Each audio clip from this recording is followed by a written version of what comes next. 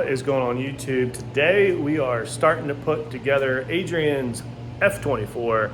We got parts laying back here, got the block back from Jeremy. We got to go out and wash the block, get it really nice and clean, and then we're going to come in here, we're going to start doing bearings, we're going to start doing some measurements. I did a little of a jump and I went ahead and measured the pistons already, made sure we had good piston to wall, which we do. And again, this is going to be, he says he'll probably run it around 400 to 500, but this block should be good well into the 900 area, 1,000. But since he's going to be majority running it 600 horsepower, going with a little bit tighter piston to wall, so he's got less slap, less wear. The bearings will be a little tighter, they'll last a little longer. So again, we build the motors to the power goals, okay? So, you know, if you're not going to be like me trying to run every bit of power that you can, there's no reason to build a motor super loose. It's going to be noisy, clanky, it'll wear, you know, the walls out quicker, the bearings out quicker. So you got to build the motor to the horsepower goal. So this will be a really nice street block. It should perform extremely well and hold a lot of power. So we just got the block back. Got Jeremy Allen sleeves up in here, super nice sleeves. He does all my machine work. Really, really strong setup. We got our 2.4 crank. We got our Jeremy Allen H-beam rods with 3/8 fasteners. And we got some Trom turbo pistons. Really nice stuff. 250 wall pin, heavy pins. And then we got some Jeremy Allen super alloy head studs. You can also get these from John at Inline as well. But these are their latest stud. These are just as strong, if not stronger, than 625 L19, but you don't have to worry about the brittleness of like L19, and they're definitely got more clamping force than their M12s that they run right now. Another thing I want to show you guys really quick. So this is what was in Adrian's motor. This is an Eagle H-beam rod, and I just want you guys to see the comparison of rod to rod. So look at this. I mean, just look at the girth that comes down here and around the supporting area, right? You can see how much closer, a lot less material, way more material. Just look at the thickness that comes up through here, much thinner. And then even up here around, you know, this is a lot thicker down here. This is all cut away. So big difference. Also, you guys can't really see this, but how thin this is compared to this guy. This has got a lot more meat inside, so much stronger H-beam. You know, these are good up until, you know, the 900,000 mark. Shouldn't have any problems with these. These guys I wouldn't trust at 500. So some guys say Eagles are fine. I'm just not an Eagle fan. I think they're really flimsy, they're really thin. Just maybe, honestly, I think a factory rod probably will hold as much as these. Just not a fan. So we went with some beefy guys. Pistons, obviously, Trom turbo pistons. This will be a 10-to-1 motor, and again, should hold really well. And we got the PVH rings, the hardened steel rings. Great for boost, great for sealing. So we're going to go ahead and get started. We're going to go ahead and get our measurements, and first, let's go out here and wash this block. Where we're going to start first is we're going to get our rod clearances. So we got to go ahead and measure every one of our journals, see where our journals are at. We're going to throw on a set of standard ACLs, and we're going to see what type of clearances we have with that. So let's start measuring up these journals. You can see we got 8887 on every one besides 3 was just a 1/10 fatter. So 8887, really nice crank. Thank you again, Jesse. He always gets me good K24 cranks. So we're gonna go ahead and torque these all up. Molly lube, torque it up, see what type of clearance we have on our rods.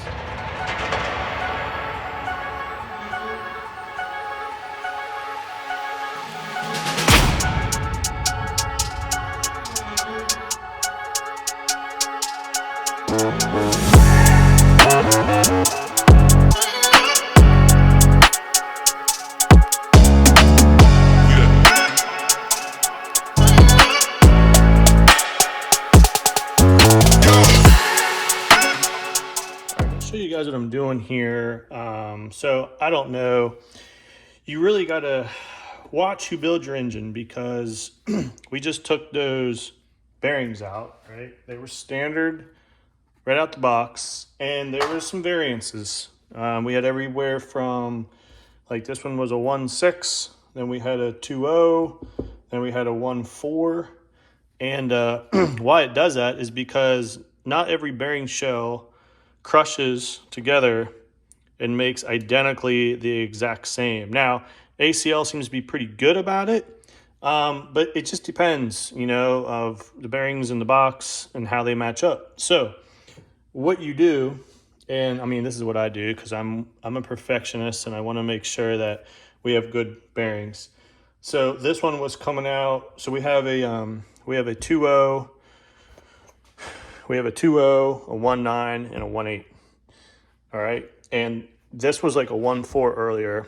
And what I did to find a shell, so I buy multiple boxes. Okay, I'll show you guys. I have all kind of bearings up there, all right? And what I do is I make sure that my bearings are as close as I can get them. So what you do is you take different halves and different shells, and you have to take a micrometer with a round end because of the curvature of the bearing, and you measure them. So what we do is we take what was in the bearing, or what was in the rod, that gave us a tight. So this was a 1.6, and we're looking more for a 2.0, right? So what you do is you take one of your bearings that was in, and you measure it.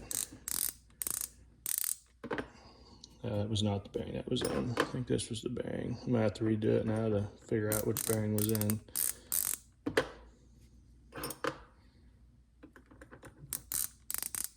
All right, yeah, this was a bearing that was in.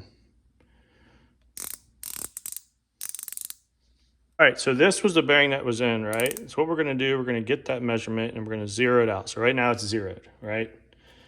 Now what you do, you're gonna take another H. So this is another H, and this is another H. So these are standards, okay? Now remember, these are all out of the same box. Well, not necessarily. These actually two were out of a different box, but they're out of the same, supposed to be the same spec, right? Let's go ahead and measure this. And as you can see, it's 3/10 less. That means there's gonna be more clearance on that one.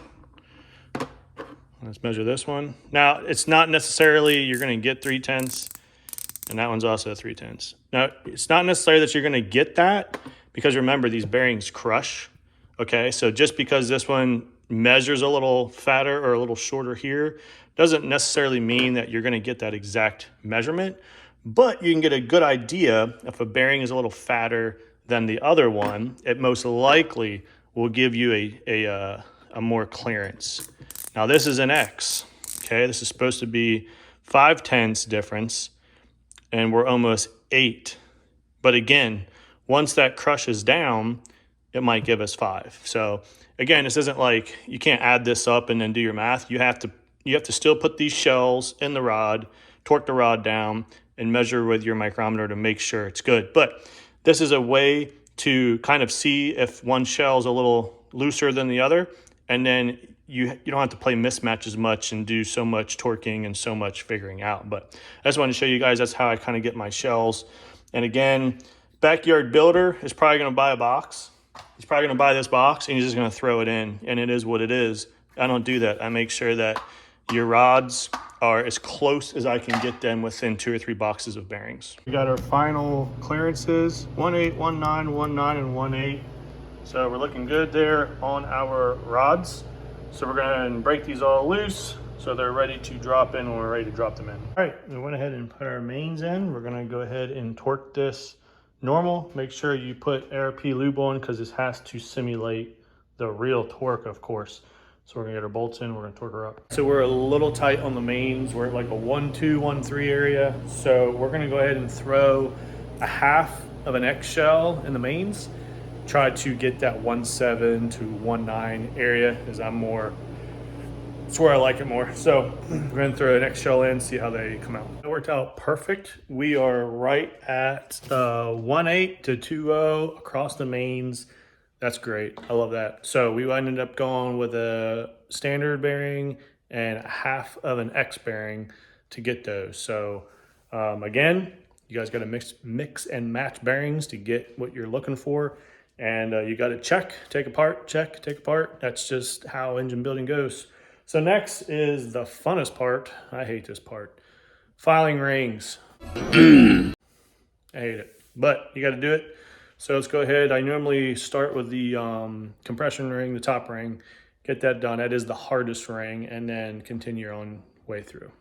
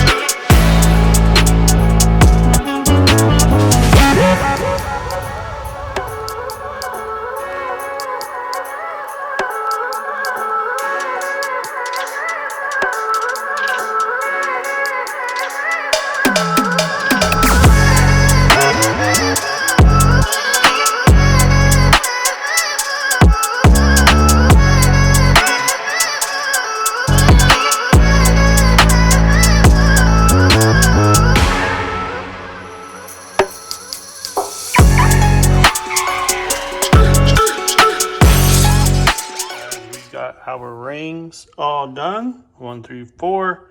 So now the fun part is we get to put our rings and our rods and our pistons all together and make them one piece.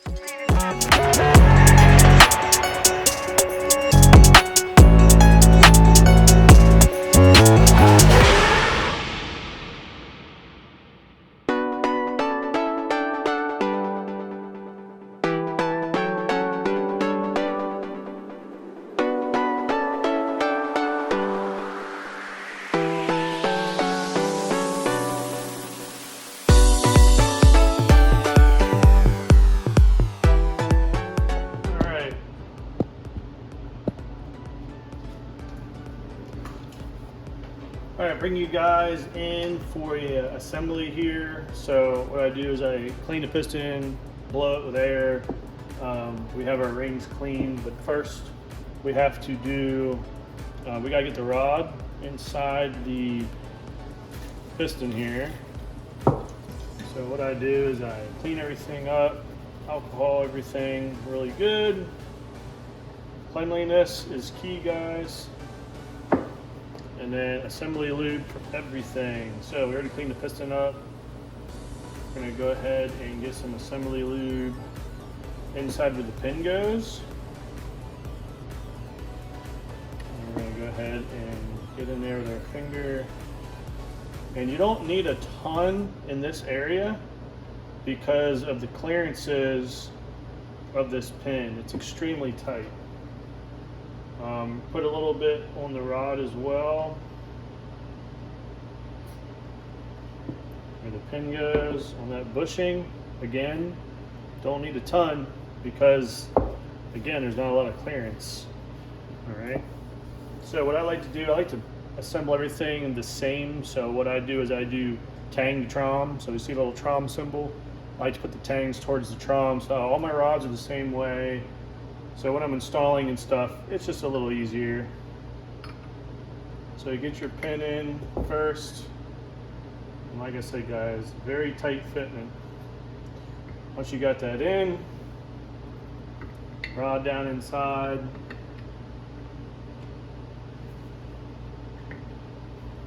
And there we go. She's in. And it's a nice fit. Very, very tight in there. This will break in, but there's a little bit of, tension there.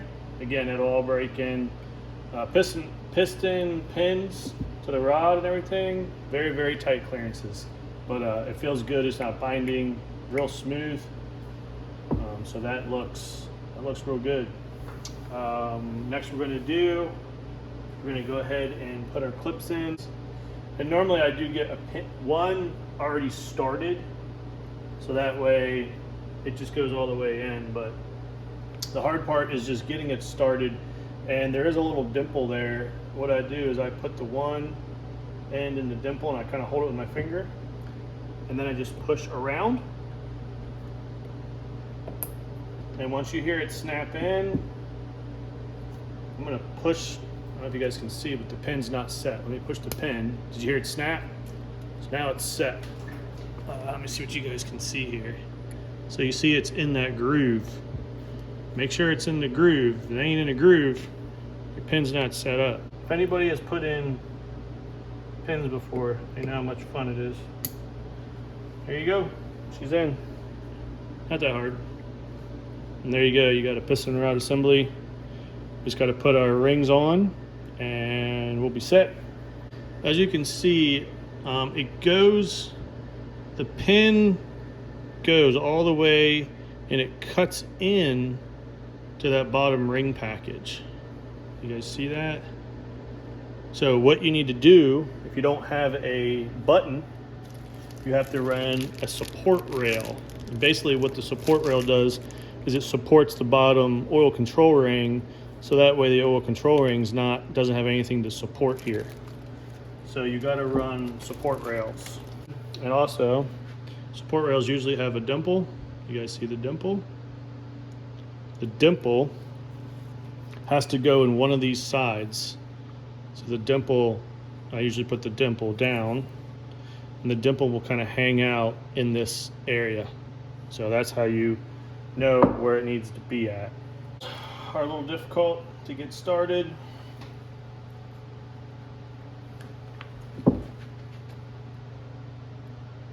So again, gotta get that dimple.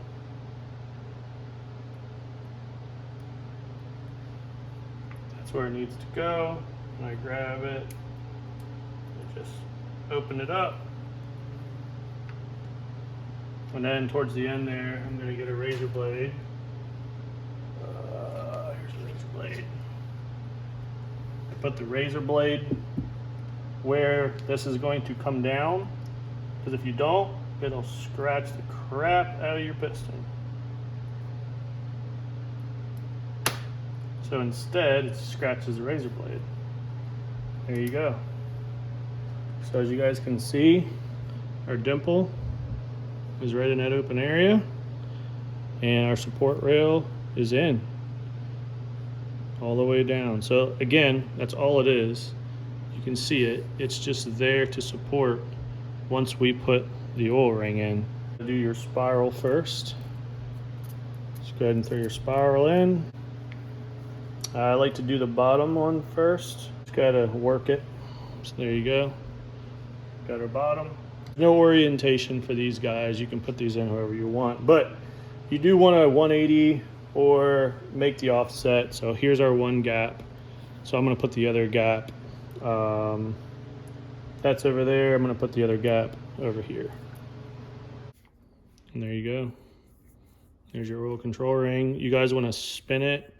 Make sure it's not binding. Make sure your offsets are good. And it feels good. You can feel it, feels good, compresses good. There you go. Oil rings in, pretty easy. 4-hour scraper ring. This would be your secondary ring, right? Make sure you don't have any hang nails. Okay, if you have hang nails where you did your grinding, it'll really scratch up your cylinder wall, and you don't want that. And these are good. I already filed them. You can see where I took the filed that edge down because it had hangers on there. So you just take a fine file and hang and get that off of there. Pretty easy with these. I like to just get a groove started. I push it in there, and then I just make sure I hold it open so it doesn't scratch up the piston, and boom, they're super simple, guys. You want your rings to dance around. You don't want them sticking, all right? Same for the top, and again, so secondary and your top, there's even a dimple or a mark. So these have at N50, that is always up. Make sure you put your rings the right orientation. Same for this. Basically what I do is I just kind of get one end close. I just hold my finger on it, and then as I pull up, it'll fall in. And then you just want to make sure you hold this ring away from the piston before you drop it in.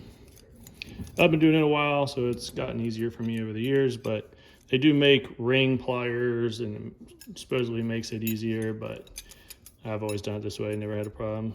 So you can see, guys, how loose the rings are in there. That is what you want. You cannot have sticky rings. If you have a sticky ring, that means you got a hangnail or something funny. But there you go. There's your piston combo. So unfortunately, we can't wrap up because we're missing a dowel. And would it be okay without it? Possibly. But being, you know, this is a customer block, I don't want to not put a dowel in. These dowels are pretty important, keeping everything in line.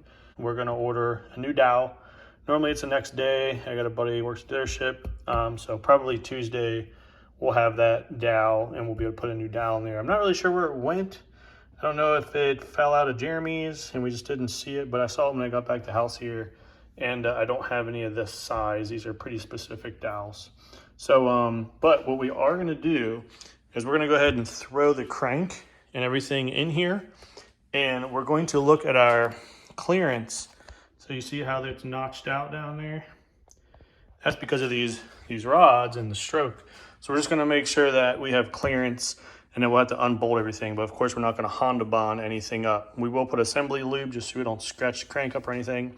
And we'll clean the cylinder walls out really good, which I'm about to do. And we'll throw a piston in, do a rotation, make sure that the rod has plenty of clearance against the sleeve. Unfortunately, our rods do just barely touch the edge of the sleeve. So we're gonna have to open those up.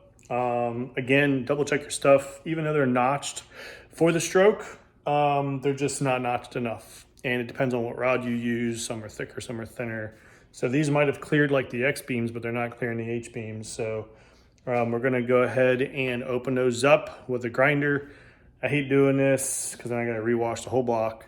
But that is engine building. So we're gonna have to grind that out. I wanna get the dowel, and then we can go ahead and assemble this short block. I found it. Jeremy put it in here for me. Thanks, bud. Well, we did find our dowel, so that's good. Jeremy had it. We're gonna go ahead and throw the oil squirter blockers in. Typically don't run the oil squirters for just like street driven drag cars and stuff. Not really needed, so go ahead and plug them up. And then after that, we're gonna start dropping pistons in.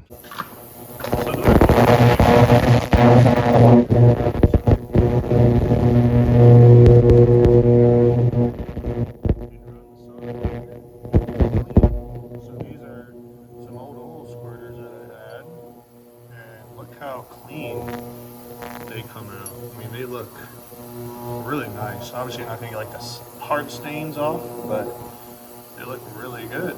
So it came out really nice. Look at them, they look brand new. Dirty. So yeah, nice little machine here. I can do a lot and get this stuff really good.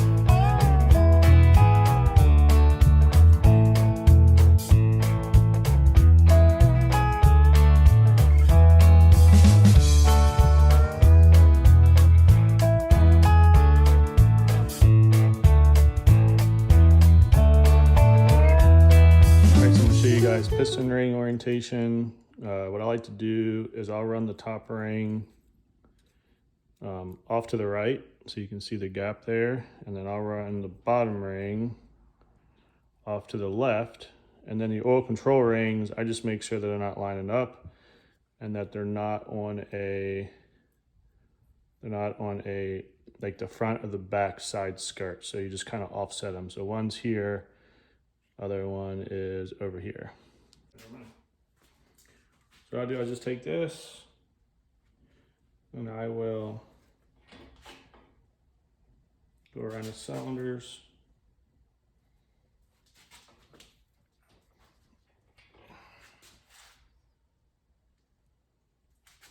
just like that. And then we'll go in there and coat them. Coat those walls really nice. As you can see too, make sure the ring lands and everything, the skirts, everything's nice and coated. Intake is that way, so make sure that your intake, your piston is oriented correctly, all right? And then make sure you lubricate your bearing when you go to start. All right, bearing's lubricated. Gonna drop her into the compressor. Load the piston in. Make sure the compress, it's right up against the deck, and then a nice quick motion. Goes right in. Push that down to the bottom. It should hit the bottom crank. I'll just have to pull up on it. Again, guys, very important that you lubricate your bearings. Remember, guys, tang to tang. So here's our tang, there's our tang. Flip her over, throw her on. Bolt threads are heavily lubricated. Make sure the top has a coating so you can get the proper torque. Go ahead and do a light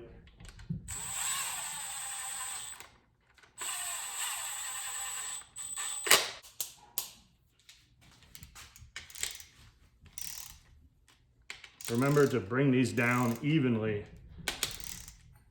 You don't want to bring them down uneven.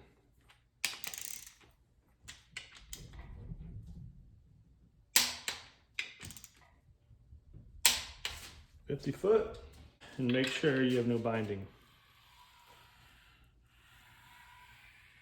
No binding. You can hear those rings doing their job. Yeah, I don't see any crazy scraping.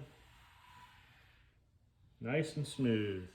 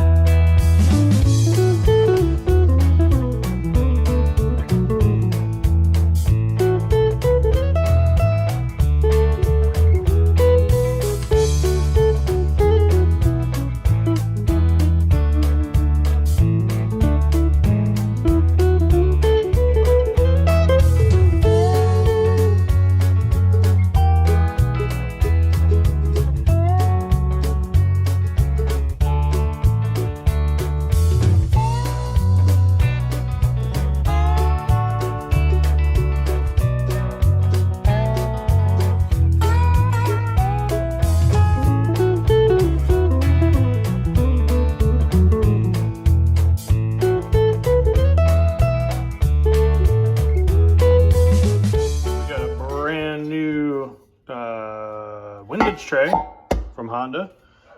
We got a new rail guide because that was chewed up.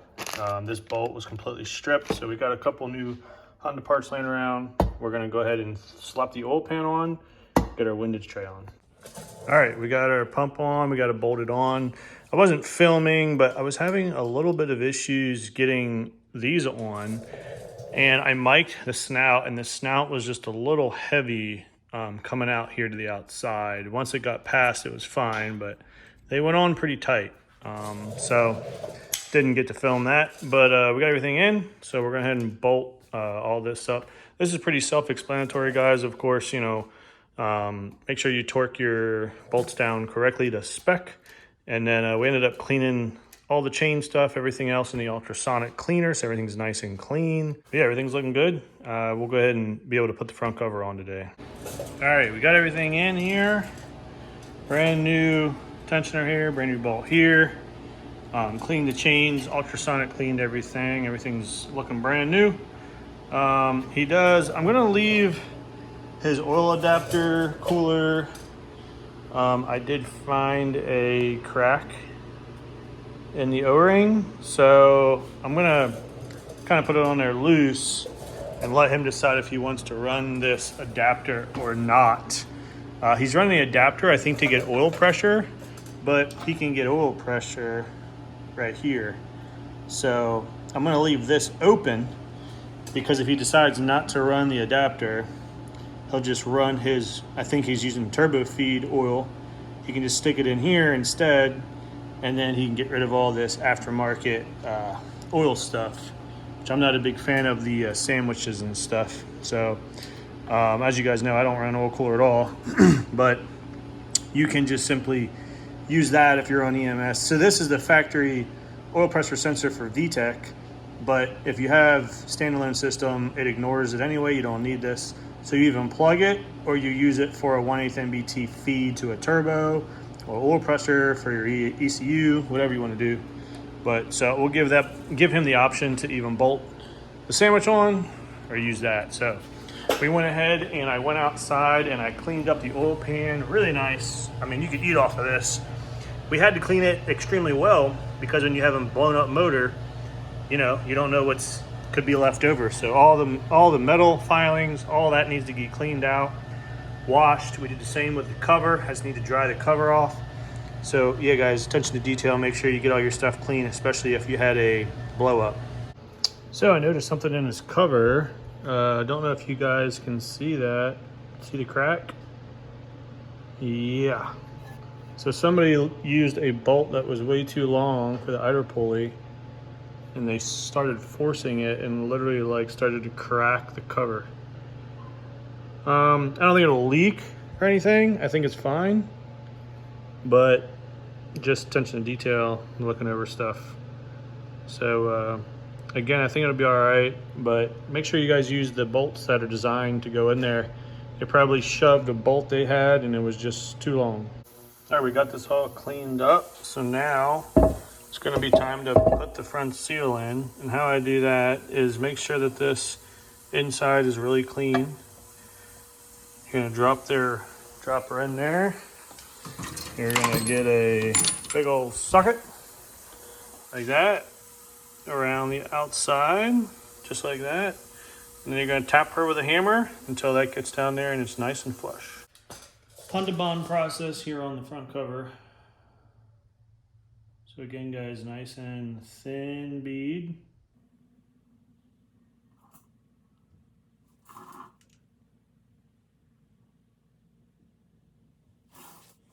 I'm gonna go with my finger, make sure it's a nice even bead. And it is. So go ahead and start over here.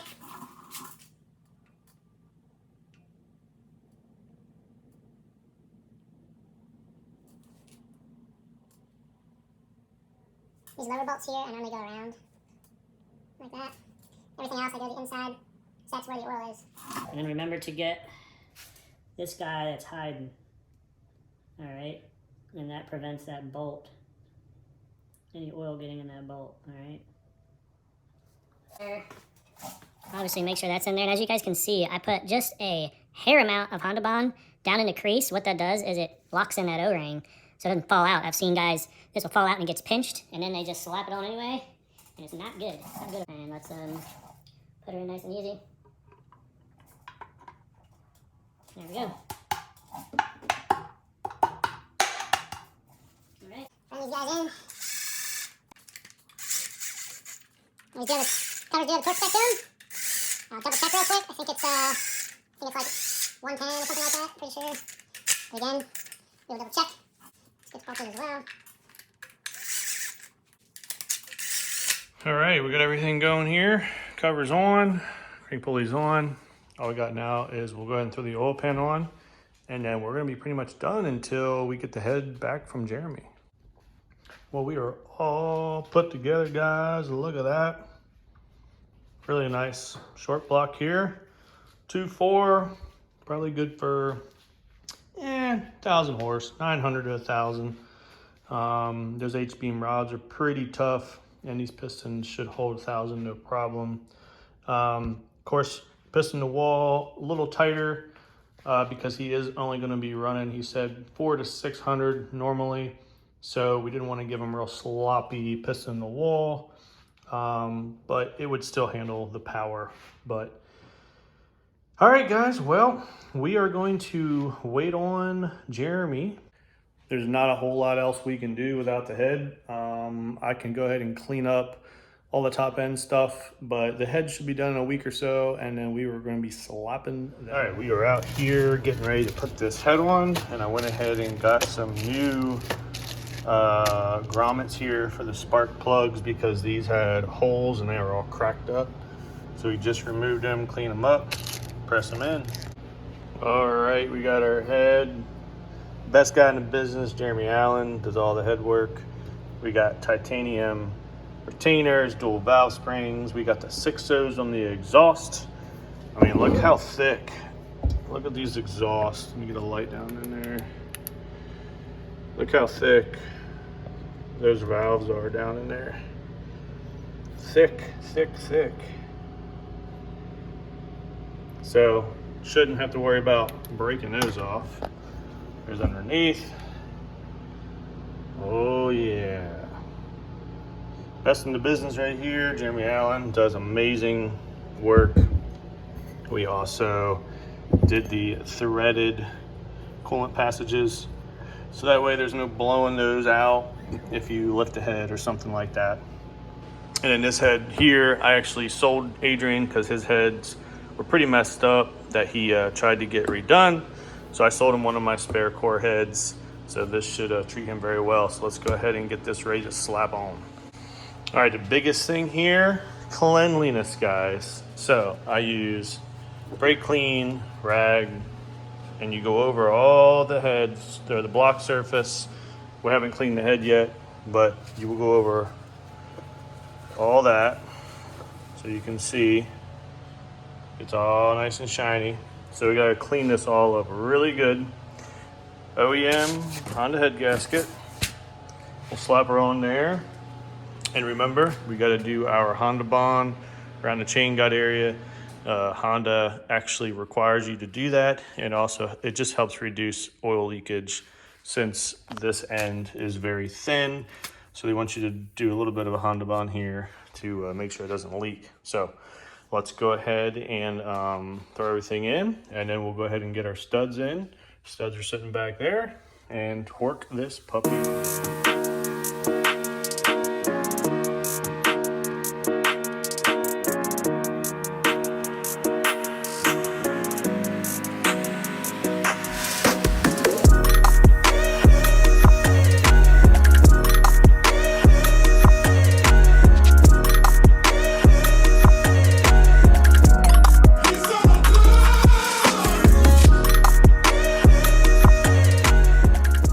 Not sure if I've really gone over how I do the timing chain. It's the marks and the dots and all that with the chain. It's not important, really. The biggest thing is making sure that your top dead center on your number one and that the cams line up. Now, what I do is I do get the idler sprocket. I get that to top dead center, and I do make sure that my marks do line up with the top of the head. So that's the only really thing that I do. I don't worry about where the chain is at in conjunction with the dots and stuff. I just make sure that I'm top dead center. And a way to figure that out, put a nice clean screwdriver in the top hole here, as you can see up top. And when you rotate, you see it start to go down, right? So you need to come back, and number one, you got to go until it peaks at its very top, and that is top dead center. And then, of course, you can also verify that you're at top dead center with your actual crank pulley. Once you're top dead center, I go ahead and let me zoom in. You have two dashes. You have a dash here, and you have a dash over here. That has to be even and flat with the top of the head. So what you do, and also remember you have slack. My chain tensioner is not in, so you got to put tension on the chain. So that looks on. So what I do is I just kind of hold it and I slide the chain over the sprocket, get the teeth on it. Sometimes you got to drop her down. And then what you do is you line it up. You push in on the tensioner here, and you see if you're lined up. If you're lined up, you're good. If you think you're off, then you move a tooth. I gotta move the phone so I can see if I'm on or not. And it looks like, man, it's close. Let me see here. Sometimes I like to kind of move and right there's top dead center. Yep, I'm dead on. Dead on. So you guys can see, let me go ahead and put the bolt in. So I have to keep holding this. Remember guys, this does have a torque spec. You also want to lightly lube the O-ring. And this does have a torque spec. Right now we're just gonna tighten it up. We will torque it later. Make sure nothing's binding. All right, bring you guys in. So, correct is that those two marks, as you can see, are even with the head. And now your chain and your sprocket and everything is top dead center. So the next critical part is when we go ahead and put the cams in, which I'm about to do. I gotta clean some stuff up and then I'll show you guys how we do the cams. All right, went ahead and cleaned all this up. Mineral spirits and air compress, just to make sure everything is nice and clean. We don't want any foreign material or dirt. So we're going to put this all back together and get the cams and everything back in. All right, everything's in. Don't forget your LMAs. And everything looks good, everything lined up good. We got assembly lube on all the main bars. Also, look down in there, make sure your bars are clear, so when you put your bolts in, they slide right in.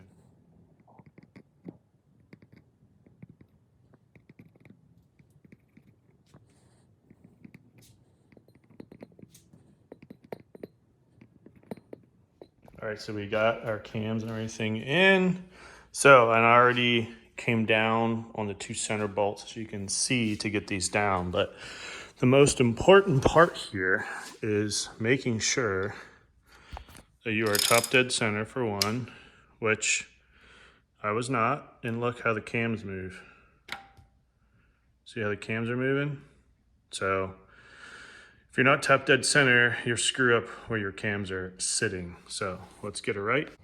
All right, I ran these all down by hand. And now you can see.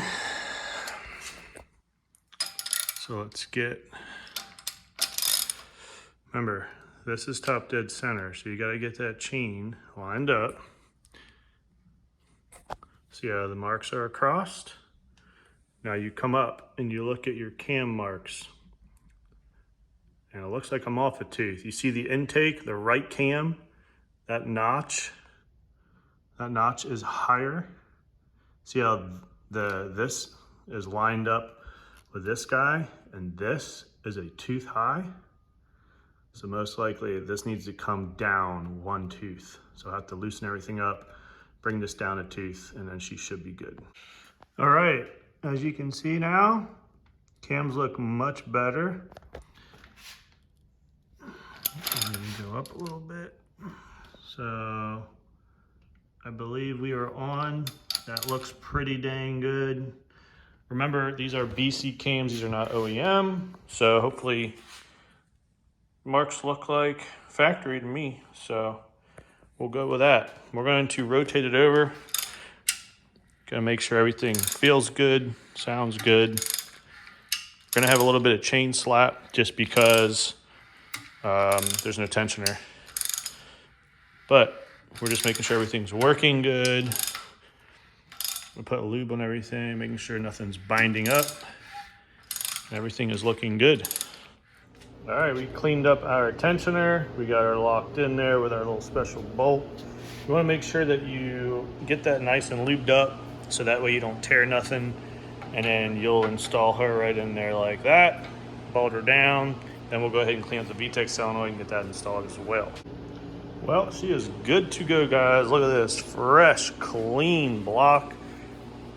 Clean head, clean ports, everything is looking absolutely immaculate. Everything went together really nice. We're just gonna go ahead and pop on this valve cover and she is done. I do have to tighten up the back of the water jacket here, and then that's pretty much it. Again, I'm gonna leave it up to him what he wants to do with the pressure port and if he wants to reinstall his oil relocation kit. But like I said, it's got a torn O-ring, so I just went ahead and stuck on his factory stuff. But yeah, we're looking mighty fine here. As you guys can see, this head does not have the recirculation on it. It's all clean and blocked off, which is really nice because he doesn't have to worry about any of his recirculation stuff. So you can actually just leave that open, which is really nice.